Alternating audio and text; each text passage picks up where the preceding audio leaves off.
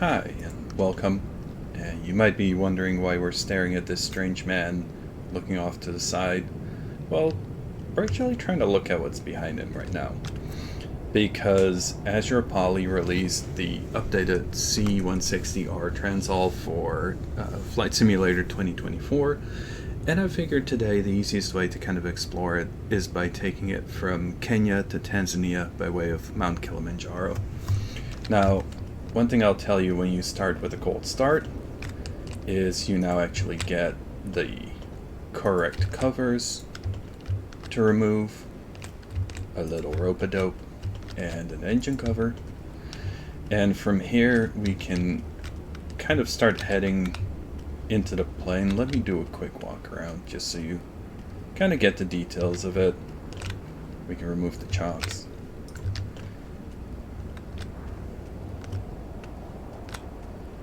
It comes in 3 flavors. There is basically the original version that was there for 2020, a refurbished version, and then a newer version.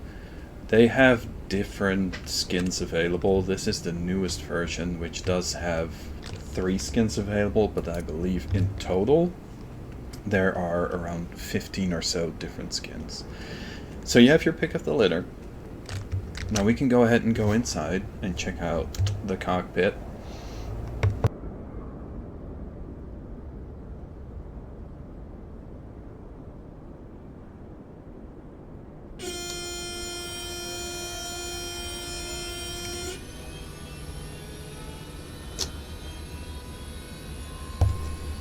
One thing to note while we're starting up is with the update for 2024, you do get your Flight Simulator 2024 assigned co-pilot sitting in the co-pilot seat. Let's make sure we have our lights on before we start getting ready for takeoff.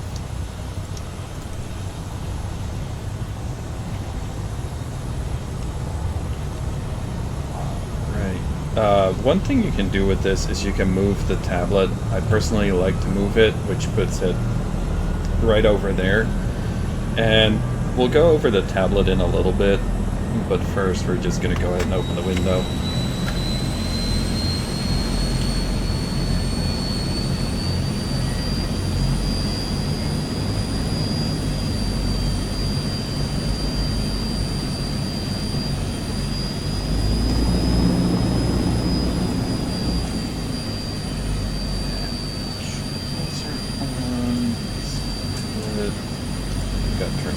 Flare system on. Now, from this point on, we should be ready to go. Most of the controls should be familiar if you have flown this plane before. They should all largely work the same. The same goes for the tablet. Most of the functions have not changed. However, most of the functions now actually work correctly, which is very nice. So you have an autopilot panel. You can use this or you can use the traditional controls. You have a map. There are 2 buttons here. One is to basically center you on the plane and keep you centered on it the same way your EFB does. And the other one that I just clicked on and off, when it's blue it's turned on, shows your track on the map. You can zoom in and out of this map. I will tell you, it is not a replacement for your EFB. You can still open your EFB and all the functions still work. You can manage your fuel.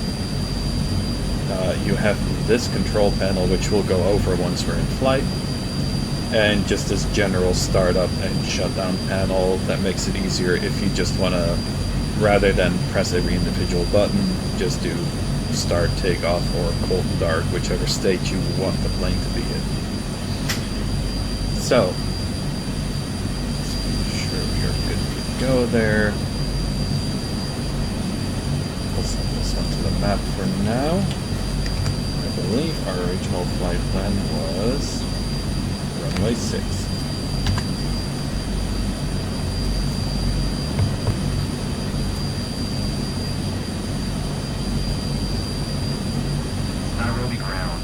1-1, ITU, Bravo Delta, Delta 5, 412 Heavy, ready to taxi, departing straight out with Echo.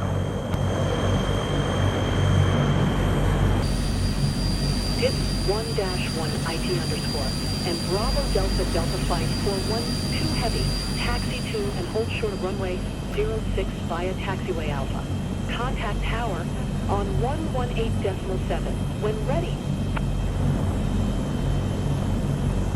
Taxi, hold short runway 06 via taxiway Alpha. Tips 1-1, IT filter, in Bravo Delta Delta 5, 412 Heavy. One thing the new version has is functional sunshades. It's the little things. Alright, we are going to runway 6. Let's go ahead and just, instead of using a tug, I'm just gonna back out of here. It's a little Tokyo drift, it's fine.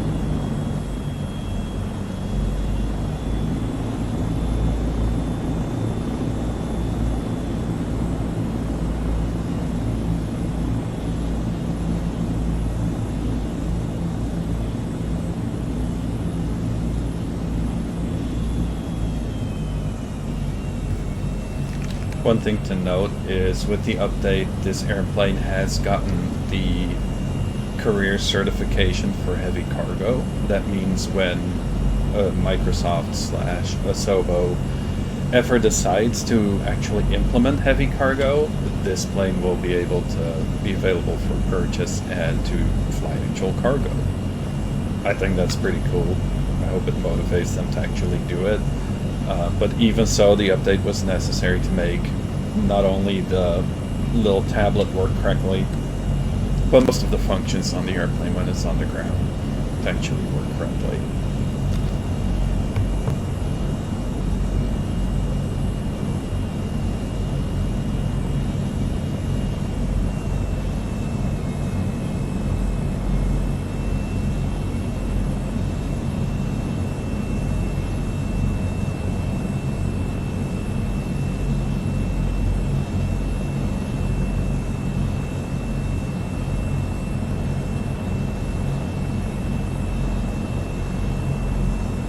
Tower, tips 1-1, IT, and Bravo Delta Delta 5, 412 Heavy. I may have overshot the whole short there for a little bit, but that's okay. Tips 1-1 IT underscore and Bravo Delta Delta 5, 412 Heavy. QNH 1025 straight out departure approved. Cleared for takeoff runway 06. Clear for takeoff runway 06. Tips 1-1, IT answer, and Bravo Delta Delta 5, 412 Heavy.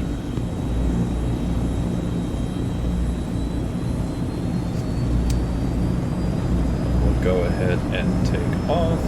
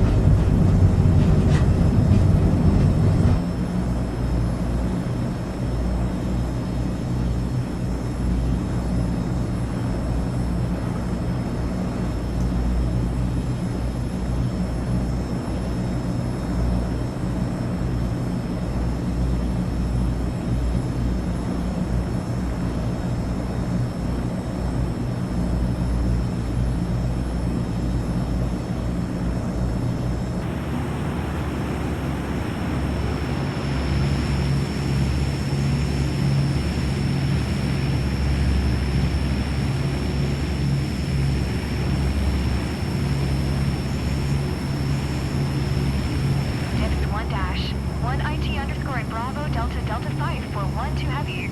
Leaving my airspace. Frequency change approved.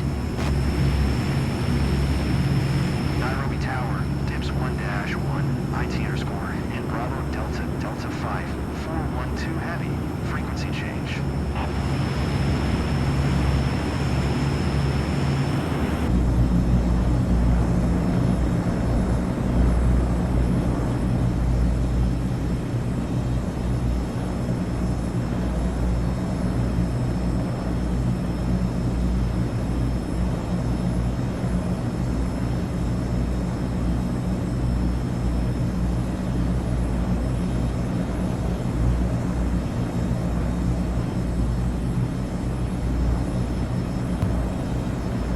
While we're getting up to altitude, I will give you one very disappointing thing, is that the flare launcher, which did work previously, no longer works. And I can show you.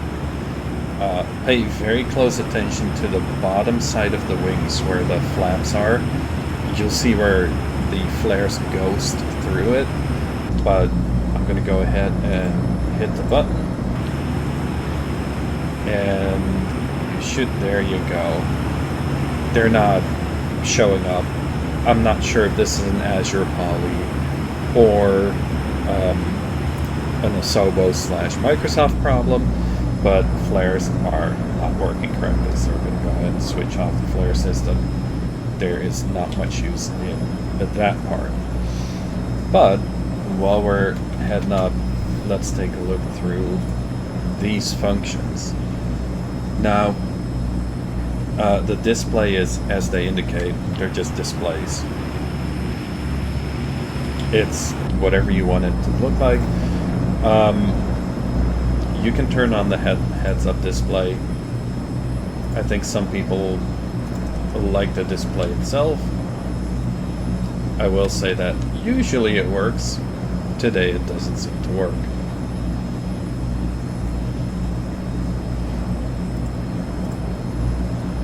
To me, I generally fly without it, but it is kind of hilarious that it doesn't show at this point. While you're flying, you can open the cargo doors. You can see just by clicking them. They'll turn green. Green means they're in operation. And you can see into the cargo bay. Let me try to zoom in. You can see my cargo bay is empty. I'm going to leave the camera about here so you can kind of... This is very hard to get like a nice straight view. There you go. Perfect. So you're just staring right into the back side of this plane. From here, you basically have your panel set up to do two things. You're looking at the current cargo loading screen, which means that if I click on pallet 1 and 2, you'll see pallet 1 and 2 appearing there. The opposite side of this is going into cargo dropping. Cargo dropping, as the name suggests, should allow you to drop the cargo.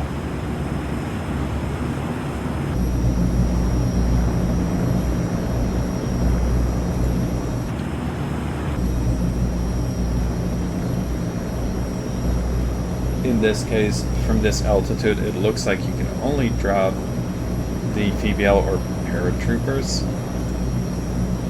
So if we set these, we'll have to take a look outside. It now has 2 vehicles in it. Let's zoom out and look towards the back. We go to cargo dropping. You can only drop the first one, which we're just going to drop the second one right after. While that one's going, you can see that one just dropped and opened its parachutes. There goes the next one. The same then goes for paratroopers. You have to click on the seats and then indicate how many paratroopers there are, and I believe the limit for this is 4? 5. There we go.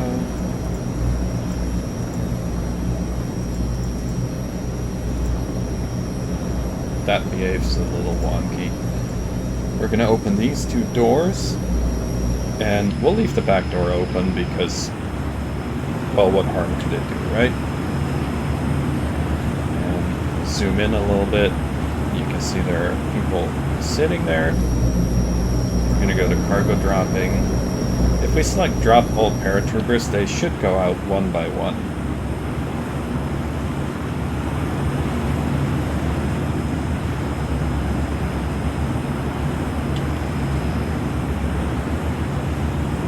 As you can see, they're clearing the airplane nicely. And you can see their little parachutes open behind the aircraft.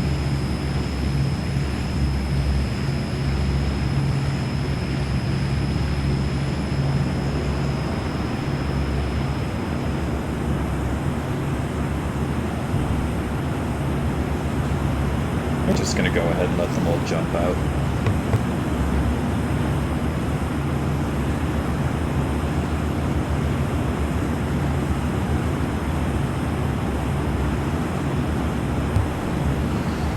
Well, when you're done with all of those shenanigans, you can go ahead and close these individual doors.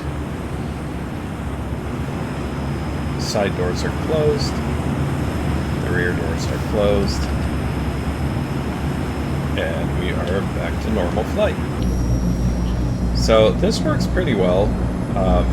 It would be really exciting if this actually did work with actual cargo as well.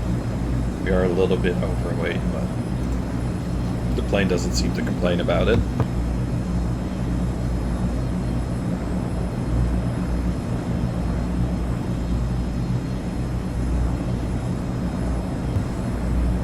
Still a little weirded out that that doesn't work, but I know it's worked for me before. I guess your mileage may vary. No, it looks like we are almost at altitude. I set it for 20,000 feet. That seems to be the easiest way of doing it. I believe it has a ceiling of 27,000 feet. It does, 27,000. It can go up to there. I've done that in the past, but the reason we picked 20,000 feet is because our route takes us past Mount Kilimanjaro, which, as you might know or might not know, is approximately 20,000 feet tall. So we're going to just head away from the navigation, and we're going to head towards the mountain.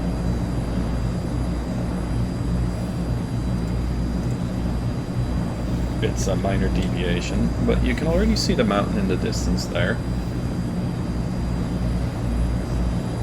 I will say, if you've flown this one before in 2020, it feels very familiar. It's the same plane. It works well. I will reiterate again, I wish it worked with heavy cargo missions. You can press every single button if you like. Don't press the crash button, it will not end well.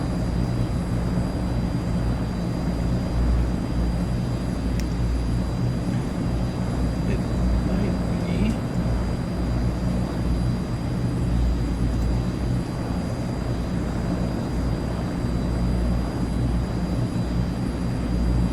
You know what? I've never tested to see if the windshield wipers actually worked. Alright, we have established that the windshield wipers work.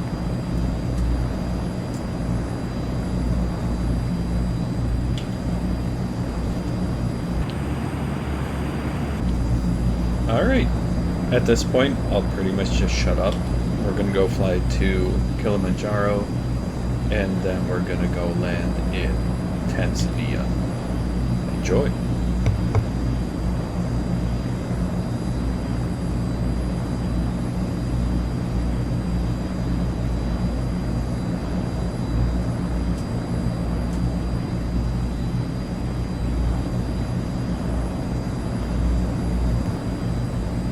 Got the Viper to reset, but you didn't think so.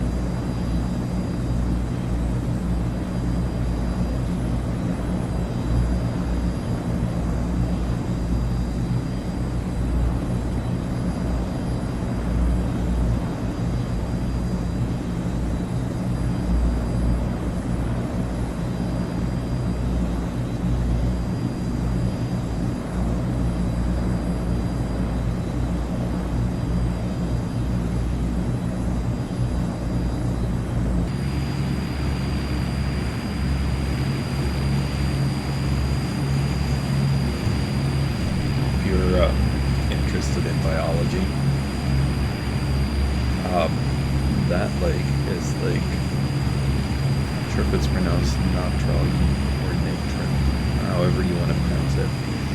It's high in alkaline, so it's kind of reddish. This lake, though, in Tanzania, it is the world's only breeding ground for the lesser flamingo. So, like flamingos, that's where you can see them. Specifically the lesser flamingo. However, the lesser flamingo is not less than anything else.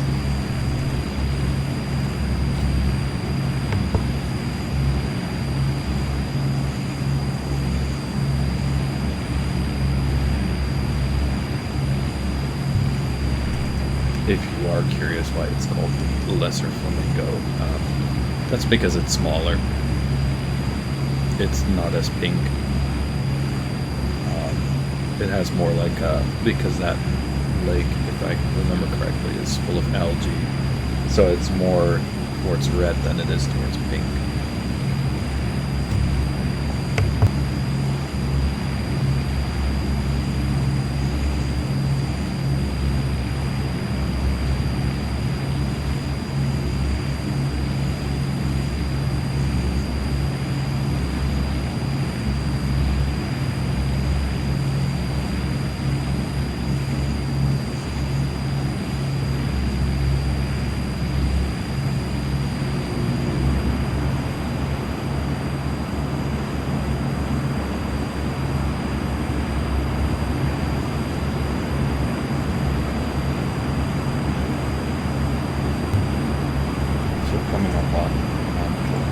We're just going to fly around it and then land down in Tanzania. It is the tallest freestanding mountain in the world.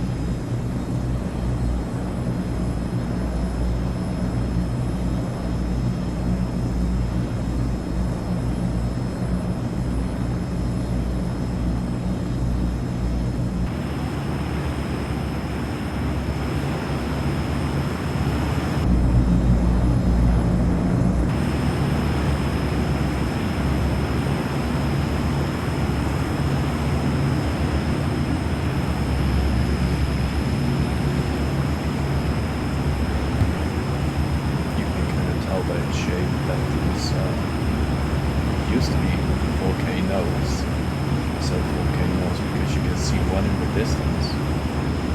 One right there. If I remember correctly, it's that one that is considered dormant, and all the rest are never ever ever going to spew any lava ever again. But the last volcanic activity was 250,000 years ago. So I wouldn't be too concerned about that.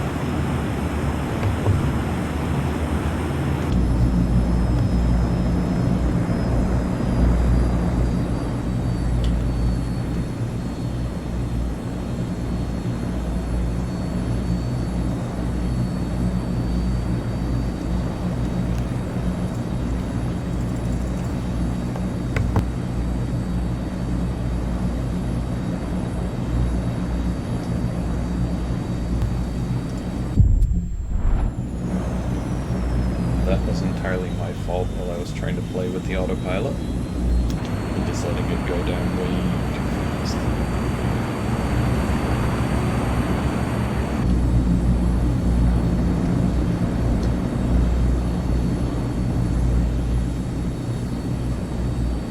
It definitely has a habit of overspeeding if you try to descend too fast, and it has no real limits of stopping you from doing it.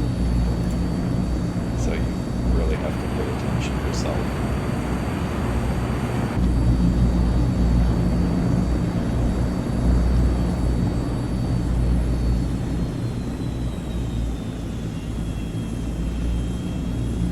We're just gonna get off the gas for a little bit.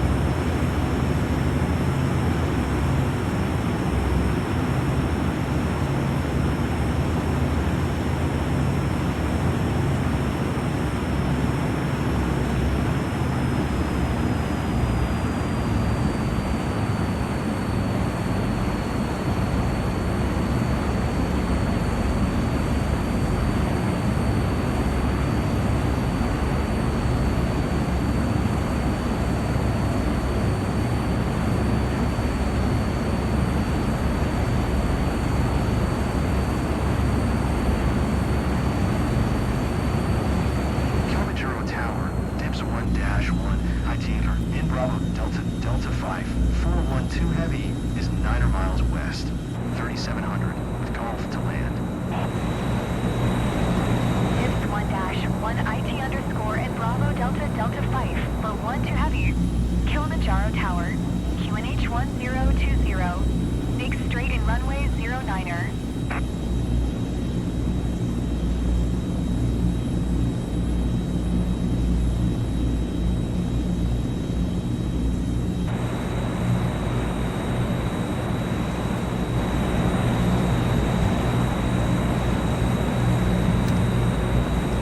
Should be able to see the runway in the distance. That was a little bit of a rough descent, but I'm sure we can get it onto the runway. Tips 1-1 IT underscore and Bravo Delta Delta 5 for 12 heavy. Did you copy? Make straight in runway 09er, dips 1-1, IT underscore and Bravo Delta Delta 5, 412 heavy. Tips 1-1 IT underscore and Bravo Delta Delta 5 for 12 heavy. Follow the C-160 Transall C-160 on final. Wind 086 at 5. Clear to land runway 09er.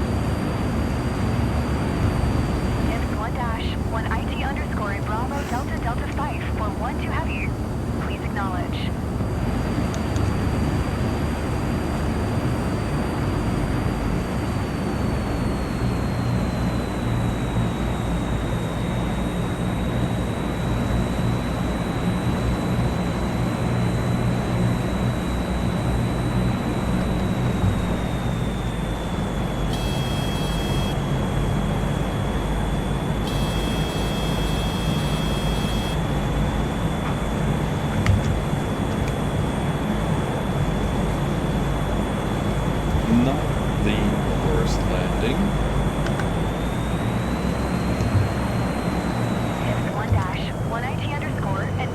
And when I tell you this thing lands on a dime, it really does. That is a very short, very short bit of distance to land on.